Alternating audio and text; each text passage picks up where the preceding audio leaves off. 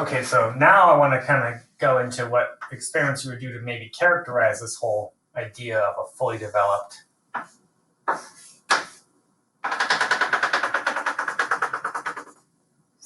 and what things are changing when the flow is being fully developed or not. So we have flow going in this way.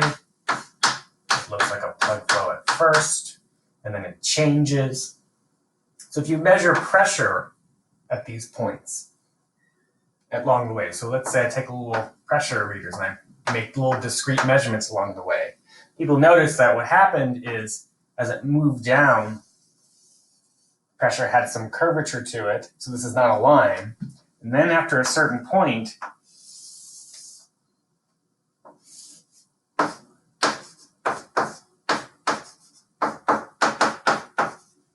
the pressure gradient just remained a constant value, meaning that this at first had some curvature to it. It looked like a quadratic or third power or something like that. But then after a certain point at this entrance length, when it becomes fully developed, you realize it just has a constant pressure gradient. So there be able to describe this constant pressure gradient. Another thing that you could look at is if you looked at the velocity gradient close to the wall, what would that mean? That means taking my hot wire anemometer really close and just taking a lot of points kind of close to the wall. It's actually a lot more difficult than it sounds, but there's other ways you can do particle tracking to do this velocity measurement stuff. Then you can get something called the shear at the wall, the shearing force happening at the wall. You actually had this kind of a crazier thing happening where it looked like it was blowing up.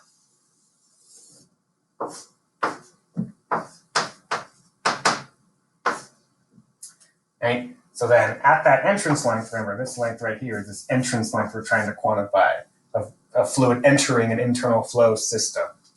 So after the entrance length, what happens is the shear force at the wall also became a constant. So two things became simple constant values after a certain amount of time, after a certain amount of distance has been traveled by that fluid, adjusting to the pipe. What's happening is you're getting these shear forces that are correcting these velocity profiles until they just reach their steady time. And you also could say that this is even true of turbulent flows as well. The only difference is you don't actually have some analytical description of this thing. We just know that, right, on the average, so all these become averages, even the averages follow this exact same behavior in terms of the pipe flow, where by the entrance you had this curvature, then to a constant, and then by the entrance, it just became a constant value as well. It's kind of weird that as,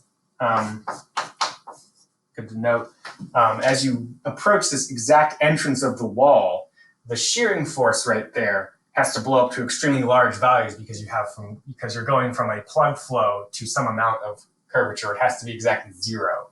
So that's kind of this weird, even extremely in-between range, which we don't need to get into at all. You just need to know that right as you approach this entrance regime, this shear force has to blow up because you're going from essentially some velocity to then no velocity at the pipe at the wall. So that's why this graph is blowing up. But more importantly, these relationships are what people noticed if you did these experiments of either measuring downstream, upstream, measuring the pressures, and then measuring the velocity gradients. You get these graphical depictions of what's happening as flow develops along a pipe.